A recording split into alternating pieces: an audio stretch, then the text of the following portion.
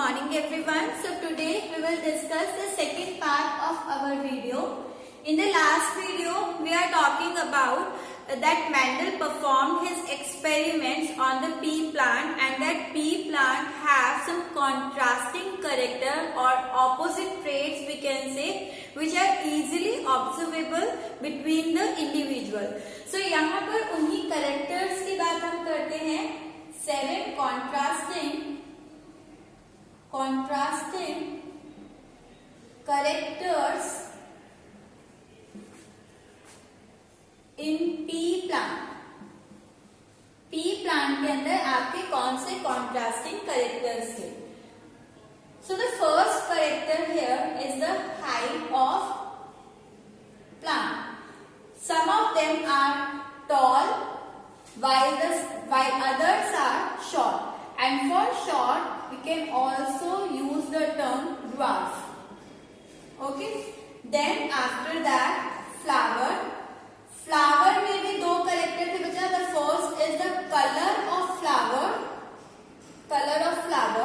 So the color in some of the plant of flower is violet or we can say purple, while in other plant it is white. Likewise, if we talk about the position of flower, so in few plants the position is axile, means the flower arise in the axil of leaf. तो leaf और stem के अंदर बीच में जो angular बन रहा है, angular distance बन रहा है, एंगल बन रहा है, यहाँ पर आपके बर्ड्स प्रेजेंट है जो कि फ्लावर फॉर्म करेंगे. So this is axile position and while in some they are at terminal position, यानी कि स्टेम्स जो है उसकी टिप पर फ्लावर प्रेजेंट होगा. So this is terminal position. After flower what we get, flower से हमें क्या बनता है? फ्लावर से हमें मिलता है fruit and the fruit of the P plant is called pod. The next is pod. Again, pod के भी दो character, the color of pod and the shape of pod. So color में हम बात करते हैं, pod जो हैं वो आपके green color के भी होते हैं and they are yellow also. Likewise, if we talk about the shape, तो जो मटर की फलियां होती हैं, some of them look like this. And this is called inflated shape, while some of them look like this, and this is called constricted shape. Okay. Then next character, so this is the first character. Then the next character is seed. Again, seed is also having two characters, that is the shape of seed and the color of seed. So shape of seed and color of seed. So shape is, in some it is round in shape, while in some of the pea plant it is wrinkled in shape. And the color of seed, in some of the plant it is of yellow color, while in others the seed are of green color. So these are the contrasting traits which are easily observable in the two pea plant. So यहाँ पे क्योंकि इसके अंदर आपके 7 contrasting traits थे, the first is 1, 2, 3, 4, 5, 6, 7. So these are the 7 contrasting traits between the two individual of pea plant. Now after this Mendel performed certain experiment, but before coming to the experiment point, we should understand the terms or terminology he used in his experiment. तो experiment में उन्होंने कुछ terminology, कुछ terms को use किया. आपको वो terms clear होनी चाहिए. Then we will take the experiment of Mendel. Okay. So यहाँ पर next हम आज discuss करेंगे terms related to Mendel's experiment. So the first term here is gene. But the point is there, one point that Mendel never used the term gene. For gene, he is calling it factors. Means Mendel always said that some factors are there which are transferring the character from parent to the next generation, but he never used this term gene. And this is the main reason why others criticize the work of Mendel. क्योंकि Mendel यहाँ जानते ही नहीं थे कि actual में character का transfer करवा कौन रहा है. उन्हें लगा कि कोई फैक्टर है, but he is not sure about that factor whether it is a protein और कार्बोहाइड्रेट और DNA. He is not sure about this. So यहाँ पर उन्होंने टर्म क्या यूज की थी, factors. And what they have said that these factor afterward, यहाँ पर मेंडल के जो वर्क को है बहुत सारे लोगों ने क्रिटिसाइज किया. एंड इनके वर्क को क्रिटिसाइज करने का एक रीजन ये था कि he is not sure about gene. Second reason कि उस टाइम पर आपका कम्युनिकेशन जो है लोगों के बीच में वो उतना स्ट्रांग नहीं था. तो उन्होंने जो अपने एक्सपेरिमेंट पब्लिश किए वो एक नॉर्मल लोकल मैगजीन में पब्लिश किए, जिससे ज्यादा लोग जो है उसे रीड नहीं कर पाए या उनके काम को जो है ऑब्जर्व नहीं कर पाए. And along with this, at the time when the Mendel is working on heredity, at the same time one other scientist is also working with his theory, that is on the origin of species. यानी कि जब Mendel heredity पर work कर रहे थे उसी time पर एक और साइंटिस्ट है डार्विन, जो कि वर्क कर रहे थे किस पर, वो वर्क कर रहे थे ओरिजिन ऑफ स्पीसीज यानी कि इवोल्यूशन पर, कि कोई भी लिविंग ऑर्गेनिज्म या स्पीसीज जो है वो ओरिजिनेट कैसे हुई, या simply we can say life जो है वो अर्थ में आई कहां से. तो उस टाइम पर वो जो थियोरी थी that is more propound than the theory of Mendel. And all of the scientist are more curious to know about how the life originate in the earth rather than the work of Mendel. So this is the main reason कि Mendel के work को criticise किया गया. And after the death of Mendel, इनके death के 16 years के बाद इनके वर्क को दोबारा से कुछ साइंटिस्ट ने रिकॉग्नाइज किया, तब जब उन्हें यहाँ पर जीन के बारे में पता चला कि जीन जेनेटिक मटेरियल होता है जो कि आपका कैरेक्टर को ट्रांसफर कर सकता है. Then at that time Mendel के वर्क को रिकॉग्नाइज किया गया और दोबारा स्टडी किया गया. एट दैट टाइम इन्हें जो है फादर ऑफ जेनेटिक्स जो है टाइटल से इनको सम्मानित किया गया था. तो यहाँ पर आपका उससे पहले मेंडल के वर्क को किसी ने भी ज्यादा इन्फ्लुएंसिंग वर्क नहीं था इनका, तो इनके वर्क को किसी ने भी उतना ज्यादा इम्पोर्टेंस नहीं दी. सो यहाँ पर अब आ जाते हैं कि इन्होंने टर्म यूज की थी factor. And what is saying about factor, they said that factors are responsible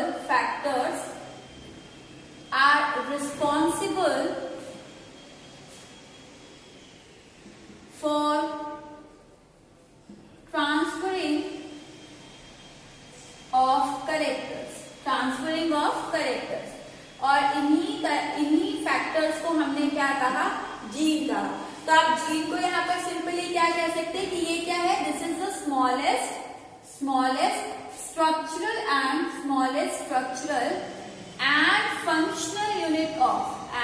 functional unit of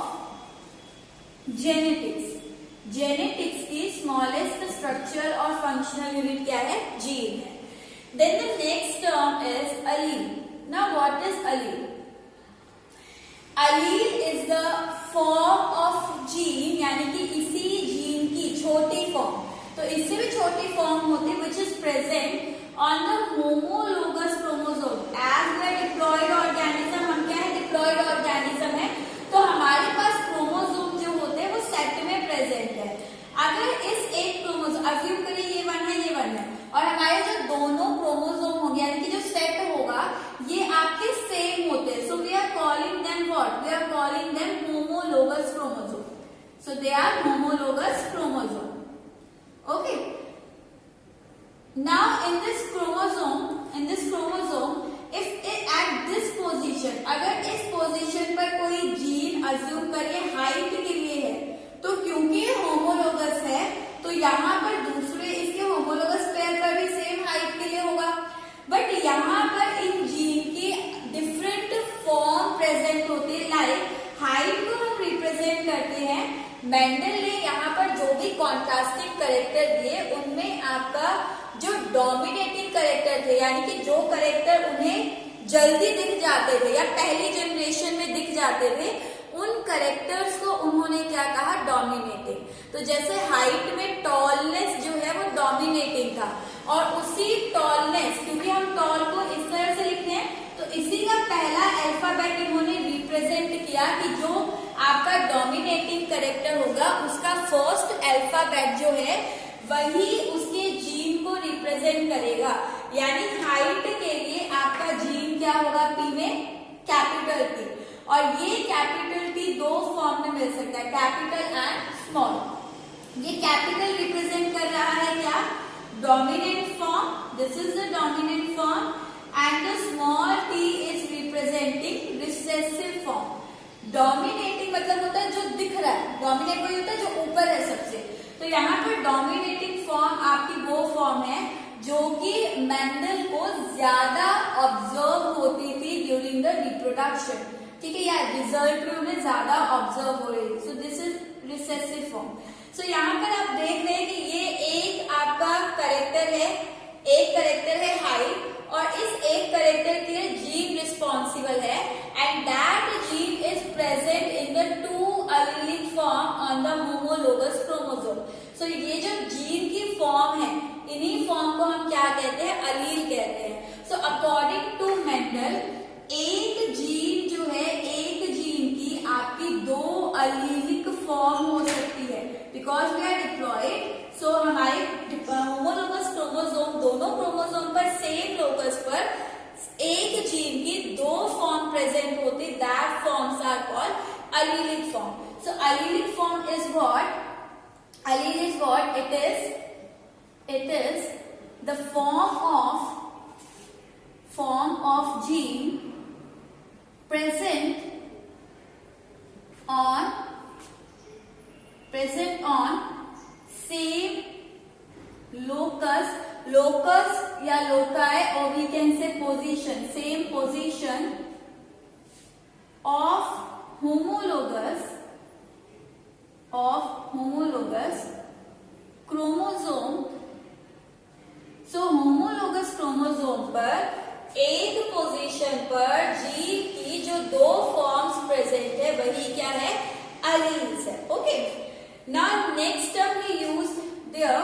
अब अगली टर्म इन्होंने क्या यूज की, जीन क्लियर है, अलील क्लियर है, नेक्स्ट टर्म उन्होंने यूज की अपने एक्सपेरिमेंट में genotype. Genotype is what? When we study the genetic composition of an individual, तो जेनेटिक बेसिस पर अगर आप कुछ ऑब्जर्व कर रहे हैं तो वो क्या कहलाएगा कि मैं इंडिविजुअल या ऑर्गेनिज्म का जीनोटाइप स्टडी कर रही हूँ। So genotype is what, it is the genetic composition of an organism। एक ऑर्गेनिज्म की जेनेटिक कॉम्पोजिशन के बेसिस पर अगर आप उसकी स्टडी कर रहे हैं तो यहाँ पर स्टडी ऑफ जेनेटिक कॉम्पोजिशन, ये भी ऐड कर लीजिए, study of genetic composition of an organism is genotype. कि आप उसका क्या स्टडी कर रहे हैं, जीनोटाइप स्टडी कर रहे हैं। Then the next is phenotype. So phenotype क्या है, फिनो टर्म होता है एक्सटर्नल कैरेक्टर के लिए। तो phenotypic यानी कि where we are observing the organism on the basis of its external character। So observation made in an organism on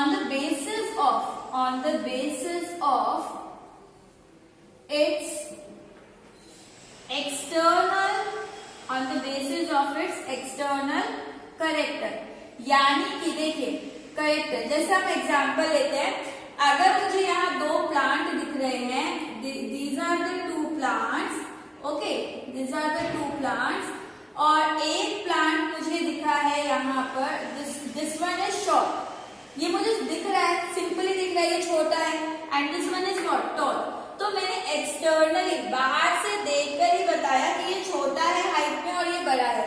सो मैं यहाँ पर टॉल और शॉर्ट क्या कर रही हूँ, इसका फिनोटाइप ऑब्जर्व देखकर मैं यहाँ पर इसके बारे में बात कर रही हूँ. And if I say that I am observing the height of plant, I am talking about what? Height of plant, and one gene is responsible for this, that is T gene. One gene is responsible for this, that is T gene. Now this T gene in this tall plant, ये T gene जो है वो आपका, क्योंकि एक gene दो allelic form में होता है, तो एक प्लांट के अंदर एक जीन की दो एलील होगी. अब ये T जीन जो है वो इस फॉर्म में भी हो सकता है और इस फॉर्म में भी हो सकता है. सो ये जब मैं यहाँ पर ये डिफरेंशिएट करूँ, यानी जीन्स की बात कर रही हूँ, तो जीन्स के बारे में जब आप बात करें, when we are observing the genetic composition और when we are studying the genetic composition of an organism, तो वो आपका क्या कहलाएगा? जीनोटाइप कहलाएगा. Okay, so this is the next term. Now अगले टर्म की हम बात करते हैं, that is the fifth one. The next one is dominant character और recessive character. So the next is dominant character. What are dominant character? See, Mendel observed the 7 contrasting character, and in that what I have written on the first table, that is the height of plant is tall, then the shape of seed is round. तो वहां पे वो character जो Mendel को F1 generation, first generation, यानी कि आपने parent को, ये आपके पेरेंट्स है, that is male and female, इनको क्रॉस करते ही आपकी जो जनरेशन आएगी, this is the first generation. And first generation में जो भी करेक्टर आपको अपीयर होगा, that character will be your dominant character. Means dominant character, that character which observe or which appears in the F1 generation of Mendel's cross. तो Mendel cross के जो F1 generation में character appear हो जाएंगे, that characters are called dominating character. अब यहाँ कोई fix नहीं है कि टॉलनेस हमेशा डोमिनेटिंग है, वो ऑब्जर्वेशन के बेसिस, यानी पहले मेंडल ने अपने एक्सपेरिमेंट परफॉर्म किए, उन्होंने देखा जो F1 जनरेशन में दिख रहा था उसको उन्होंने कैटेगराइज कर दिया कि डोमिनेटिंग है, क्योंकि ये पहले एक्सप्रेस हो रहा है. सो वो characters, the characters which appears in the first generation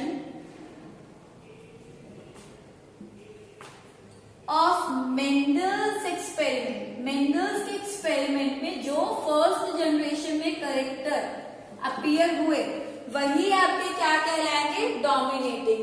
while the other which express afterward, they are called recessive character. तो यहाँ पर नेक्स्ट पॉइंट क्या है? That is recessive character. So recessive character है which may not appear in the first generation, but in the next generations वो appear हो सकते हैं, probability है. So those characters which do not appears in F1 or in the first generation of experiment, but have the probability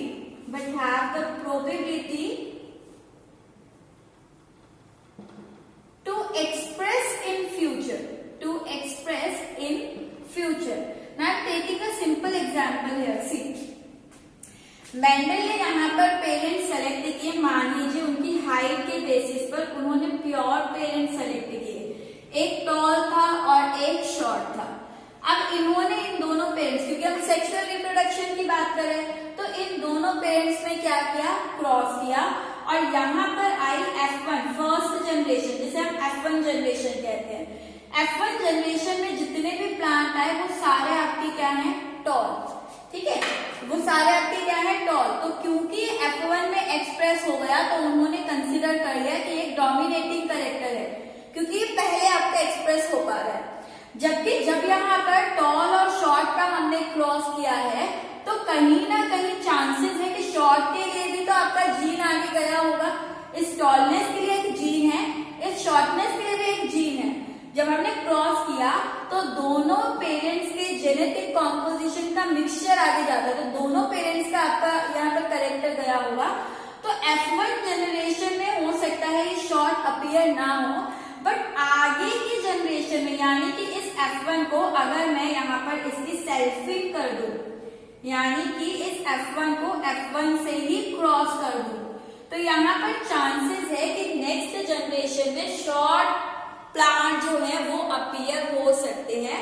and this thing will be more clear to you when we will talk about the experiment. तो अभी आपका यहाँ पर है जो character पहले appear हो जाएगा वो डोमिनेटिंग, और जो फर्स्ट जनरेशन में अपीयर नहीं हुआ है बट पेरेंट में प्रेजेंट था और नेक्स्ट जनरेशन में प्रोबेबिलिटी है उसके एक्सप्रेस होने की, वो आपका रिसेसिव कैरेक्टर कहलाएगा। Now the next term is homozygous parent. What is homozygous parent? Homo means होता है same. Homo stand for same. If parent have same allelic form of a gene,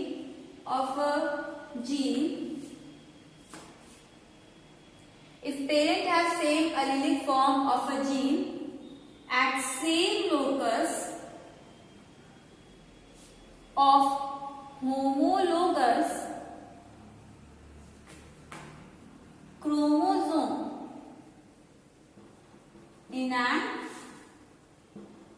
individual, एक individual like I am individual, मेरे जो किसी भी cell में homologous chromosome होंगे, मेरे ये होमोलोगस क्रोमोसोम है, इन होमोलोगस क्रोमोसोम के सेम लोकस पर जो जीन की जो अलीलिक फॉर्म है, like I am taking for height, तो यहाँ पर हाइट के लिए जीन है टी और इसकी दो अलीलिक फॉर्म है capital T and small T.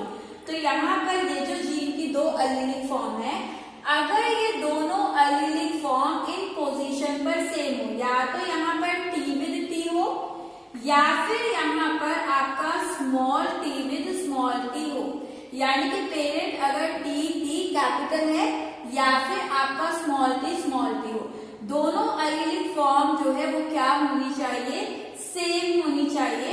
तो उस पेरेंट को हम क्या कहेंगे, that parent is homozygous parent. Then the next term is heterozygous parent, and heterozygous parent is the same. Heterozygous parent is a parent having different allelic form of a gene. Next is heterozygous parent. It is what? Parent having different allelic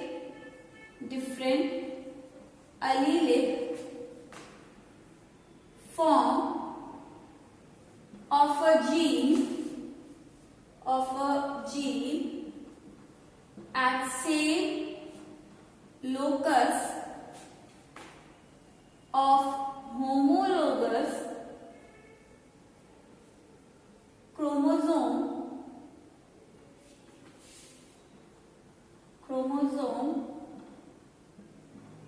of an individual कि एक individual के जो homologous chromosome है उसके same locus पर जो gene present है उसकी दोनों अलीलिक फॉर्म डिफरेंट है, यानी कि एक पर कैपिटल हो और दूसरे पर स्मॉल हो, तो वो पेरेंट आपके क्या कहलाएंगे, heterozygous parent. Okay, then next term he use is monohybrid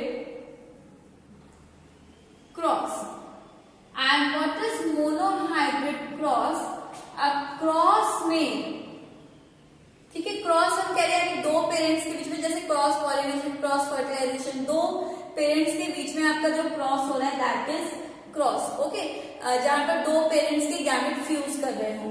तो a cross made to study the inheritance, to study the inheritance of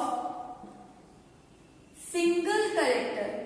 अगर मैं एक करेक्टर को स्टडी करने के लिए कोई क्रॉस कंडक्ट कर रही हूं then that is your monohybrid. Likewise अगर आप दो करेक्टर का इनहेरिटेंस पैटर्न देख रहे हो तो डाइहाइब्रिड हो जाएगा। अगर आप तीन करेक्टर नेक्स्ट जनरेशन में कैसे जा रहा है, if you are studying that, तो ट्राइहाइब्रिड हो जाएगा। यानी कि आपका, जैसे अगर मैं यहाँ पर बात करूं कि पेरेंट्स में तो बहुत सारे करेक्टर है, we have so many characters, लेकिन मैं सिर्फ यहाँ पर कौन सा एक ही करेक्टर स्टडी कर रही हूँ, यानी कि हाइट। और मैं हाइट के लिए यहाँ पर मैंने दो पेरेंट्स लिए, एक टॉल और दूसरा शॉर्ट, और मैं यहाँ पर बाकी करेक्टर्स को नेग्लेक्ट कर सिर्फ हाइट के लिए देख रही हूँ कि नेक्स्ट जनरेशन के ऑफस्प्रिंग की, यंग वंस की हाइट कैसे होगी, हाइट कैसे होगी। सो यानी कि मैं एक ऐसा क्रॉस स्टडी कर रही हूँ जहां पे मैं इनहेरिटेंस सिर्फ एक करेक्टर का देख रही हूँ, दैट इज हाइट। बाकी करेक्टर्स को मैं नेग्लेक्ट कर रही हूँ, बाकी करेक्टर्स में कुछ भी हो आई डोंट केयर, बट मुझे यहाँ इनहेरिटेंस क्या देखना है, सिर्फ हाइट का देखना है। तो अगर आप इनहेरिटेंस देख रहे हैं सिंगल करेक्टर का then that is monohybrid. And in the same way, if you are studying the inheritance pattern of two character, how the two character move in the next generation, so वो dihybrid हो जाएगा। And likewise, so these are the terminology related to Mendel experiment. I know कुछ आपको clear हुई होंगी, and in some maybe you have confusion, so that will be more clear to you when we study the experiment of Mendel, that is monohybrid cross, in the next class. Thank you.